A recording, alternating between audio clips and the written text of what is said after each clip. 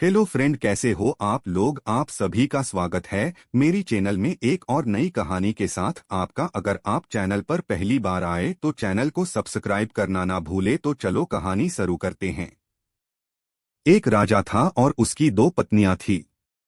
एक बहुत काली थी और एक बहुत गोरी थी। जो गोरी थी उसको अपने गोरेपन का बहुत घमंड था और जो काली थी वह बहुत भोली थी। उन दोनों में एक समानता थी कि उन दोनों को कोई संतान नहीं थी। राजा बहुत दुखी रहता था क्योंकि उसको लगता था कि मेरी भी कोई संतान होनी चाहिए। राजा अपनी दोनों पत्नियों से बहुत प्यार करता था, पर राजा की फेवरेट पत्नी गोरी वाली थी। लेकिन उसने कभी भी दोनों पत्नियों में भेदभाव नहीं किया। राजा की जो गोरी पत्नी थी वह बहुत घमंडी और झगड़ालू थी। घर के सब काम राजा की काली पत्नी से करवाती थी और वह बेचारी सब काम कर लेती थी पर राजा को कुछ नहीं बताती थी। एक दिन राजा की दोनों पत्नियों का बहुत बड़ा झगड़ा हुआ और राजा की गोरी पत्नी ने काली पत्नी को महल से निकाल दिया। काली रानी ने राजा को सारी बातें बताई और राजा उसे कहने लगा कि मैं तुम्हारे लिए अलग महल बना दूंगा, तुम उस महल में रहना। फिर राजा ने महल के सामने छोटा महल बनाया और उस घर में काली रानी को रहने बोला। एक दिन राजा दूसरे राज्य में घूमने के लिए जा रहा था तो उसने अपनी दोनों पत्नियों से कहा कि तुम दोनों को क्या क्या सामान चाहिए, मुझे बता दो, मैं तुम दोनों के लिए लेकर आऊंगा। तब राजा गोरी पत्नी के पास गया और उसे कहने लगा कि तुम्हें बाजार से क्या चाहिए। तो वह बोली, मुझे मेकअप का सारा सामान चाहिए।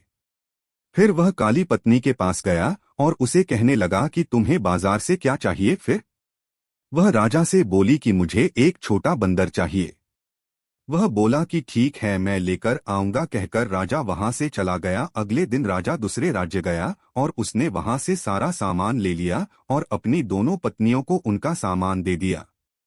राजा की काली पत्नी उस बंदर को देखकर बहुत खुश हो गई। वह बंदर उस रानी का सारा काम करता था, उसके साथ खेलता भी था। वह काली रानी उस बंदर को अपने बच्चे जैसा प्यार करती थी। एक दिन अचानक काली रानी बहुत बीमार हुई, पर उसे देखने राजा नहीं आया। बंदर को बहुत गुस्सा आया और वह राजा के महल चला गया। राजा से कहने लगा कि मेरी माँ जैसी रानी को देखने आप क्यों नहीं आए।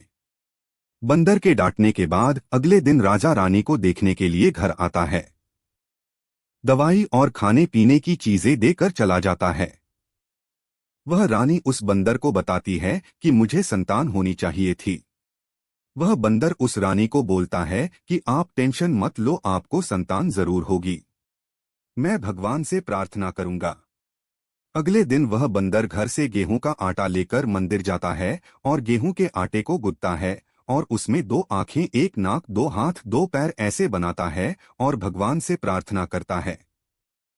भगवान उस बंदर की प्रार्थना सुनकर उस आटे के गोले को एक छोटा बच्चा बना देते हैं और वह बंदर उस बच्चे को देखकर बहुत खुश हो जाता है। बच्चे लेकर काली रानी के गोद में दे देता है। काली रानी उस बच्चे को देखकर बहुत खुश हो जाती है, बंदर का शुक्रिया करती है।